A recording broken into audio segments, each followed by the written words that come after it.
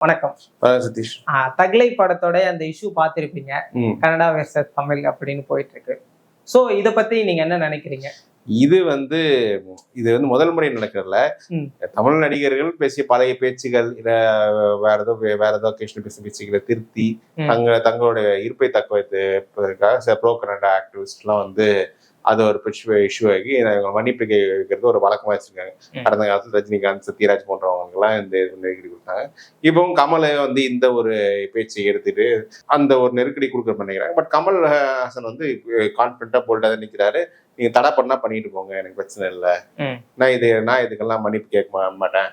ஏன்னா அது கர்நாடகா கர்நாடகா மார்க்கெட்ன்றது ஒரு சின்ன மார்க்கெட் தான். நிச்சயமா அது கமல் அவர்களை பொறுத்த வரைக்கும் ஒரு 5-10 crore கர்நாடகா மார்க்கெட்ன்றது. இதுல வந்து என்ன பெங்களூரை தவிர பெருசா கர்நாடகால வந்து தமிழ் படங்கள் பெருசா ஓட மாதிரி இல்ல, கன்னட படமே பெருசா ஓடாது. அப்படி இருக்கும்போது நீங்க வந்து தடை பண்ணா பண்ணிட்டு போங்க, நான் என்னால மன்னிப்பு கேட்க முடியும் கான்பிடன்ட் நிக்கிறது வந்து நிஜமாலே பாராட்ட வேண்டிய விஷயம் தான்.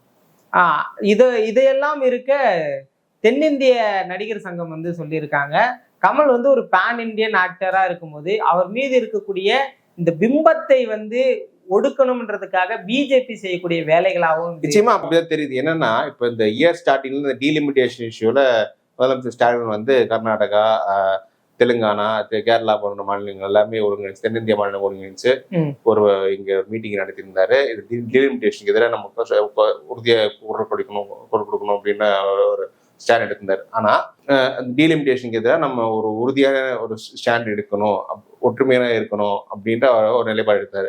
அந்த ஒற்றுமையை உடைக்கிறதுக்கு தான் கர்நாடகாவில் அப்பத்துல பல சக்திகள் வேலை செஞ்சது. அவங்க இந்த இஷ்யூவை எடுத்து பெரிதப்படுத்துறாங்க.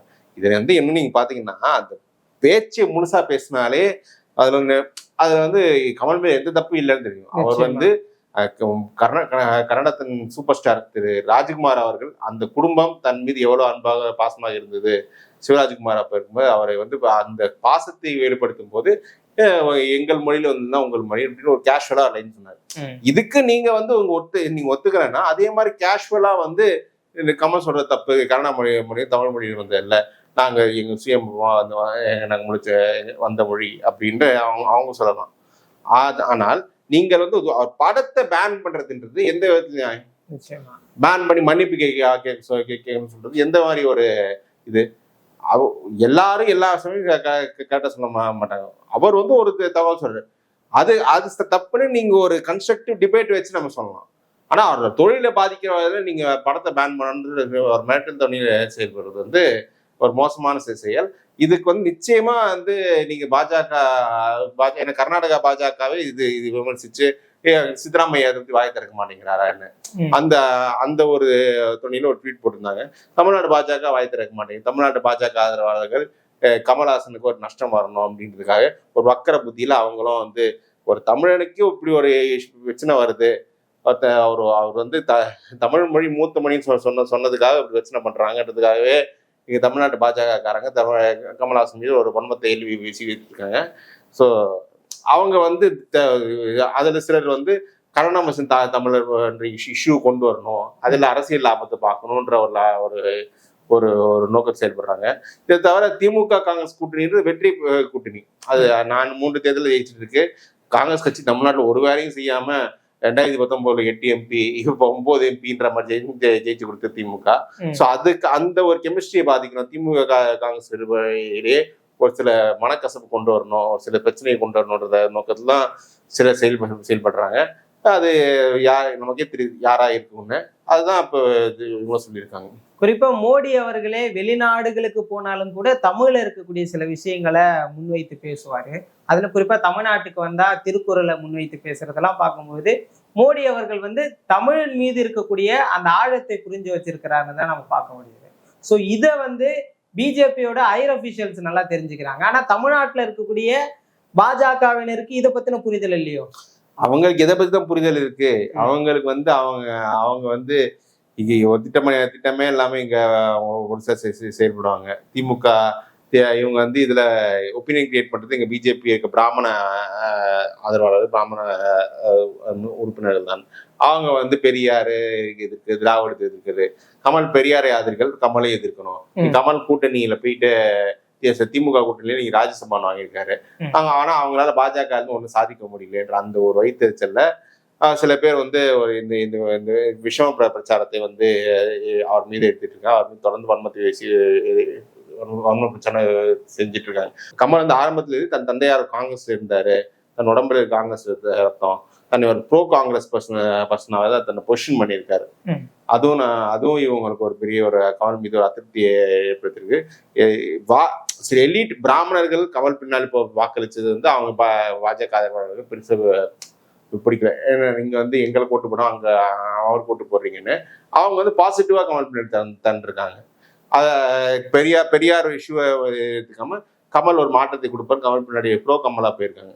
பட் அதையும் இவங்க வந்து அது விரும்பாம தான் அவர் மீது ஒரு ஒரு விஷம பிரச்சாரத்தை செஞ்சுட்டு இருக்காங்க. இதுல வந்து கர்நாடகா பாஜகவுக்கும் சிலர் சேர்ந்துக்கிட்டு எப்படியோ இந்த ஒரு பிரச்சாரத்தை கமலுக்கு எதிராக செஞ்சிருக்காங்க. பட் கமல் இதுக்கெல்லாம் பெருசா அஞ்சே மாதத்தில் இந்த பல அச்சுறுத்தல் நான் பார்த்துருக்கேன், மன்னிப்பெல்லாம் கேட்க முடியாது ஸ்ட்ராங்கா அடிச்சாரு. அதிலே கமலோட ஸ்டேச்சர் நல்லா இருந்திருக்கு. அப்ப தமிழகத்துல பாஜக வாக்கை பிரிப்பதற்கான சக்தியா கமல் இருக்கிறாருன்னு இருந்தாரு. இன்னைக்கு வந்து பல இடங்கள்ல பாஜக வர வேண்டிய பிராமண வாக்குகள் கமல்ஹாசன் வந்து அவரை வாங்கிட்டாரு. அவங்களுக்கு என்னது, நம்ம திமுக என்ன எடப்பாடிக்கு ஓட்டு போகணும், ஸ்டாலினுக்கு ஓட்டு போகணும், நான் வந்து ஒரு பிராமணர் ஒருத்தர் முதலமைச்சர் நினைக்கிறாரு, இவரோட அரசியல் சக்தியா வராருன்றது அவங்க முன்னாடி பாசிட்டிவ் தான் இருக்காங்க. ஓகே, அதனாலதான் முழுமையா கமல் வந்து ஒரு ஃபோர்ஸா வளர்ந்ததாவே பார்க்க முடியுது ஆரம்பத்துல. ஆமா, அதனால வளர்ந்திருக்காரு. பட் அவருக்கு வந்து ஒரு வேற செக்ஷன்ஸ்ல அங்கீகாரம் கிடைக்கல. சரி, ஏஜ் ஒரு ஃபேக்டரு, இதெல்லாம் இருந்தாலும் சரி ஓகே, இப்ப கிடைச்ச ஒரு அங்கீகாரமே போதுமானது, அரசியல் வந்ததுக்கு ஏதோ ஒரு பதவி பார்த்துக்கணும் அப்படின்ற அந்த ஸ்டாண்ட் தான் அவருக்கு. அதுலயும் ஆடிஷன் இருக்கு. இப்போ அவர் இந்த கிடைச்ச நேரத்துல இந்த பிரச்சனையை எடுத்து நீங்க பண்றது இது வந்து ஒரு சாதாரணமா கடந்து போக வேண்டிய விஷயம் தான். இதுல வந்து இவ்வளோ படத்தை பேன் பண்ணணும்னு சொல்றது இது ஒரு மோசமான செயல்.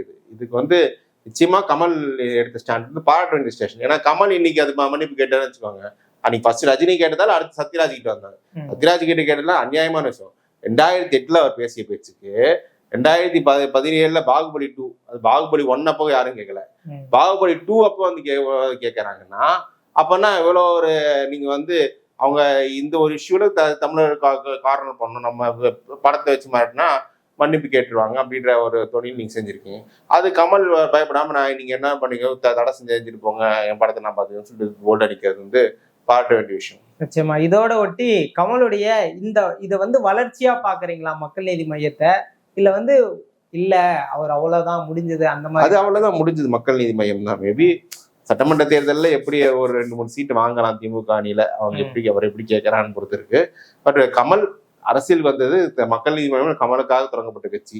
கமல் அவர் வந்ததுக்காக ஒரு பதவி பார்த்துட்டாரு. அவர் ஓட்டு கூட திமுக டிரான்ஸ்பர் ஆச்சா அப்படின்னு தெரியல, என்னை பொறுத்த வரைக்கும் ஆகலை. ஆனாலும் ஸ்டாலின் வந்து கொடுத்த வாக்கை காப்பாற்றுவதற்காக ராஜ்யசபாக கொடுத்துட்டாரு. இதுவே அவருக்கு அச்சீவ்மெண்ட். இதுக்கப்புறம் அவர் வந்து அவர் கம்பெனி இப்ப நல்ல அமரன் ஓடி இருக்கு, இப்ப தக்லீஃப் ஓடி இருக்கு, ராஜ்குமார் ஃபிலிம்ஸ் நல்லா ஓடிட்டு இருக்கிறதால அங்க கூடுதலா இன்னும் சில படங்கள் அந்த ஒரு லைன்ல போயிடுவாருன்னு நான் நினைக்கிறேன். நிச்சயமா. இதெல்லாம் பார்க்கும்போது கமல் அவர்கள் வந்து இந்த நடிகர்கள்லாம் வருவாங்க, பெரிய அளவுல வெற்றியை பெற முடியாதுன்றப்போ ஸ்ட்ராட்டஜியா சில விஷயங்களை மூவ் பண்ணி ஜெயிச்சுட்டாரோ அப்படின்னு தானே பார்க்கணும். இல்ல, சில சூழல்ல அவருக்கு கை கூடி வந்திருக்கு. இல்ல, அவர் எடுத்த நிறைய ராங் ஸ்ட்ராட்டஜி எடுத்தார். அவர் வந்து எடுத்த உடனே பார்லிமெண்ட் எலெக்ஷன் கண்டெஸ்ட் பண்ணாம சட்டமன்ற தேர்தல் கண்டெஸ்ட் பண்ணிடணும். ஆனா பார்லிமெண்ட் எலெக்ஷன்ல அவருக்கு இஷ்யூ இல்லாத எலெக்ஷன்ல போய் அவர் பெருசா பிரச்சாரம் பண்ணாமலே 4% வந்திருக்கு. இதே ஒரு சட்டமன்ற தேர்தல் ஃபர்ஸ்ட் வந்திருந்தா அவர் 6-7% வந்திருக்கும். ஆனா 4% தான் பலம்னு புரிஞ்சப்ப சட்டமன்ற தேர்தல் வரும்போது அது வந்து 4-2 ஆச்சு. பிளஸ் இவரு வந்து கோயம்புத்தூர் சவுத்தையே சுத்தி வந்திருந்தாரு, மற்ற தொகுதியில போக்கஸ் பண்ணாத இவர் அங்க எம்எல்ஏ தான் வேலை செஞ்சுட்டு இருக்காரு. ஸோ அதே ராங் ஸ்ட்ராட்டஜி இருந்ததால அங்க பலவீனம் ஆயிடுச்சு. அதுக்கப்புறம் கட்சி இருந்த பல நிர்வாகிகள் வெளில போனதால அந்த கட்சிக்கு அப்புறம் என்ன இருக்கு, ஸோ அந்த 2.5% ஓட்டை வந்து எஃபெக்டிவா காமிச்சு ஒரு சீட்டு வாங்கிட்டாரு. இவ்வளவுதான் இந்த இதை பண்ண முடியும். இது தாண்டி நீங்க வந்து என்ன, இப்ப சீமான் போன்றவங்க எல்லாம் 50 வயசுல வந்து அவங்க உழைச்சிட்டு இருக்காங்க, அவங்க ஏஜ் இருக்கு. இப்ப இவர் ஏஜ் இல்லாத வந்து சிக்கல்ல குறிப்பா அந்த கர்நாடகாவில இந்த பிரச்சனை இன்னும் நீளுமா இல்ல ஏதாவது? இல்ல அவங்க வந்து யாரோ ஒருத்தர் வந்து அவங்க கிட்ட சொல்லணும், நீங்க நடத்துற போராட்டத்துக்கு நியாயம் இருக்கான்னு.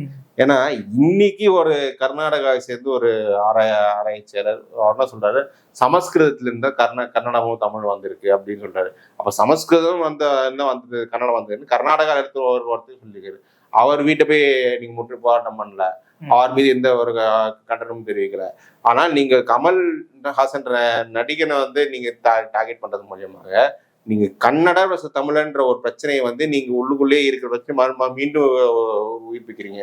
இதனால அந்த டீலிமிட்டேஷன் போன்ற ஒரு பிரச்சனைகள்ல அந்த 2 மாநில ஒற்றுமையை வந்து நீங்க சீர்குலைக்கணும்னு நினைக்கிறீங்க. உங்களுக்கு வந்து கன்னடம் மீது பற்றோ இதெல்லாம் ஒண்ணும் கிடையாது. உண்மையான கன்னட பற்றாளர்கள் வந்து நீங்க இல்லைன்னு மறுக்கலாம். உண்மை நீங்க வந்து கமல் சொன்ன மாதிரி தமிழ் வந்தது கிடையாது கன்னடம் சொன்னா, நீங்க ஒரு போல்டா ஒரு ஸ்டேட்மெண்ட் ஒரு இவ்வளவு மீடியா சேனல் அங்க மீடியா சேனல்ஸ் இருக்காங்க சொல்லலாம். அது உங்க கருத்து சொல்லிட்டு போனாங்க. கமலஹாசன் மன்னிப்பு கேட்கணும்னு சொல்றதுக்கு உங்க என்ன ஒரு இருக்கு? அவர் சொன்ன தப்புன்னு டேட்டாவோட ரிசர்ச்சா கமல் சொன்ன தப்புன்னு மக்கள் புரிஞ்சுப்பாங்க. அதுக்கப்புறம் நீங்க வந்து அவர் இல்ல நான் மன்னிப்பு கேட்கணும்னு சொல்றது உங்க ஈகோ அவர் ஈகோ வச்சு நீங்க விளையாடுற விஷயம். இது வந்து ஒரு ஆரோக்கியமான ஒரு செயலே கிடையாது. நிறைய கலைஞர்கள் எல்லாருக்கும் மனசு வந்தார். நிச்சயமா இதே கமல் வந்து அந்த பேச்சே தெரியுது. கன்னடர்கள் மீது கன்னட மொழியின் மீது தன் மொழிக்கு பற்றி வந்து அவர் எவ்வளவு அழகா பேசியிருப்பாரு. ஆனா அதெல்லாம் தாண்டி அவர் வந்து இந்த மாதிரி ஒரு விமர்சனத்துல உருவாக்குறது வந்து ஒரு நிச்சயமாவே வருத்தப்பட வேண்டிய விஷயம். நிச்சயமா இந்த இஷ்யூ இன்னும் என்ன மாதிரியான அதிர்வலைகளை ஏற்படுத்துதுன்னு பொறுத்து